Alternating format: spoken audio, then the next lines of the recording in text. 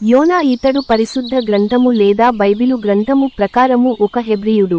ఇతని తండ్రి పేరు అమిత్తయి. నీనెవే పట్టణంనకు యోనా ప్రయాణము. ఇతనికి దేవుని వాక్కు ప్రత్యక్షమై ఈ విధముగా సెలవిచ్చెను, నీనెవే పట్టణస్థుల దోషము ఎక్కువైనది కనుక నీవు వెళ్లి వారికి దుర్గతి కలుగునని ప్రకటింపుము. అయితే యోనా తర్షీషు పట్టణంనకు పారిపోవాలని యొప్పేకు వెళ్లి తర్షీసునకు వెళ్లే ఓడను చూసి దేవుని మాటలకు లోబడకుండా దానిలోనికి ఎక్కాడు. సముద్రము ఉప్పొంగుట.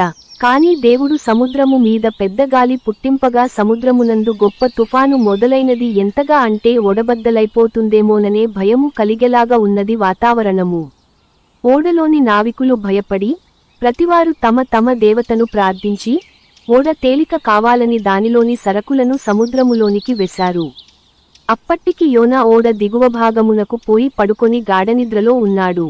అప్పుడు ఓడనాయకుడు యోనా దగ్గరకు వచ్చి, ఓయి నిద్రబోతా, నీకేమి వచ్చినది? లేచి నీ దేవుని ప్రార్థించుము, మనము చావకుండా నీ దేవుడు మనలను రక్షిస్తాడేమో అన్నాడు. ఇంతలో ఓడలోని అందరూ ఎవరి వల్ల ఇంత కీడు వచ్చిందో తెలుసుకోవడాని చీట్లు వేద్దాము అనుకొని చీట్లు వేసి చూస్తే అది యోనా పేరు మీదే వచ్చింది. వారు అతనితో, నీవు ఎవరు? ఎక్కడ నుండి వచ్చావు? నీ దేశమేది? నీ ప్రజలెవరు? ఎవరిని బట్టి ఈ కీడు సంభవించెనో మాకు చెప్పమని ప్రశ్నించారు. అప్పుడు యోనా, నేను హెబ్రీయుడను, నేను సముద్రమునకును భూమికిని సృష్టికర్తయై ఆకాశమందుండు దేవుడైన యెహోవాయందు భయభక్తులు గల వాడనై ఉన్నాను. ఆయన చెప్పిన మాట వినకుండా పారిపోతున్నాను అని చెప్పాడు. వెంటనే వారు భయపడ్డారు. అప్పుడు వారు, సముద్రము పొంగుతుంది, తుఫాను ఎక్కువవుతున్నది, సముద్రము మమ్మల్ని ముంచకుండా ఉండడానికి మేము నిన్ను ఏమి చేయాలని యోనాను అడిగారు. యోనాను సముద్రములో పడవేయుట. అతడు, కేవలము నా వల్లే ఈ గొప్ప తుఫాను వచ్చింది, కాబట్టి నన్ను ఎత్తి సముద్రములో వేయండి, అప్పుడు సముద్రము మీమీదికి రాకుండా తగ్గుతుందని చెప్పాడు. వారు ఓడను తీరానికి చేర్చాలని తెడ్లను చాలా బలముగా వేశారు గాని ఎదురు గాలికి తుఫాను వేగానికి వారి ప్రయత్నము విఫలమైంది. అందువలన వారు, యెహోవా, నీ ఆజ్ఞ ప్రకారముగా నీవే దీనిని చేసితివి, ఇతనికి మేము చేసిన దాన్ని బట్టి మమ్మల్ని చంపకుందువుగాక, నిర్దోషిని చంపామన్న నేరము మామీద మోపకు అని దేవునికి మనవి చేసి యోనాను ఎత్తి సముద్రములో వేశారు. వెంటనే సముద్రము పొంగకుండా ఆగింది. ఇది చూసినవారు భయపడి బలులు అర్పించి దేవునికి ప్రార్థించారు. గొప్ప మత్స్యము, సొరచేప ఒకటి యోనాను మింగాలని దేవుడు ఆజ్ఞాపించాడు. ఆ విధముగానే యోనా 3 దినములు ఆ మత్స్యము కడుపులోనే సజీవముగా ఉన్నాడు. 3 రోజులు కూడా యోనా మత్స్యము కడుపులో నుండి దేవునికి ప్రార్థన చేస్తూనే ఉన్నాడు. 3వ రోజు మత్స్యము అతడిని నేల మీద కక్కేసింది. నీనెవే పట్టణపు ప్రజలు పశ్చాత్తాపపడుట. అప్పుడు దేవుని వాక్కు ప్రత్యక్షమై ఇలా సెలవిచ్చెను, నీవు లేచి నీనెవే పట్టణంనకు వెళ్లి నేను నీకు చెప్పినదంతా చెప్పమనెను. అతడు లేచి నీనెవే పట్టణానికి వెళ్లాడు. ఆ పట్టణం చాలా పెద్దది, 3 రోజు ప్రయాణము చేయగలిగినంత పెద్దది.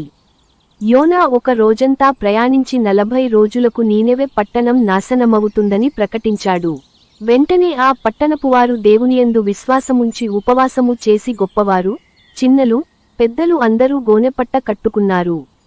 ఈ సంగతి ఆ రాజ్యపు రాజుకు తెలిసి అతడు తన రాజ్య సింహాసనము నుండి దిగి తన రాజవస్త్రములు తీసివేసి గోనెపట్ట కట్టుకొని బుడిదెలో కూర్చున్నాడు.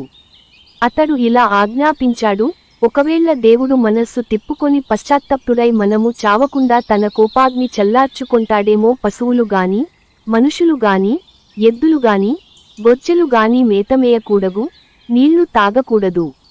మనుషులందరూ వాళ్ల పాపములను విడిచి వారు చేయు బలాత్కారమును మానివేయాలి, అందరూ గోనెపట్ట కట్టుకోవాలి, మనస్సుపూర్వకముగా దేవుని ప్రార్థించాలి అని ఆజ్ఞాపించాడు. ఈ నీనెవెవారు చెడు ప్రవర్తనలను మానుకున్నారు. వారిని దేవుడు చూసి వారిని లయము చేయకుండా ఆగాడు. యోనా దేవుని మీద కోపగించుకొనుట.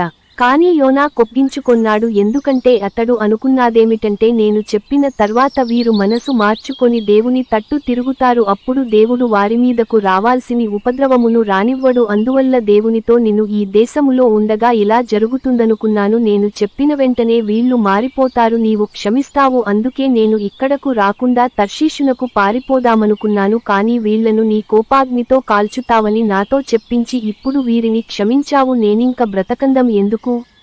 చావడం మేలు, యెహోవా నన్ను చంపుము అన్నాడు. అందుకు దేవుడు, నువ్వు కోపపడడము న్యాయమా? అని అడిగాడు.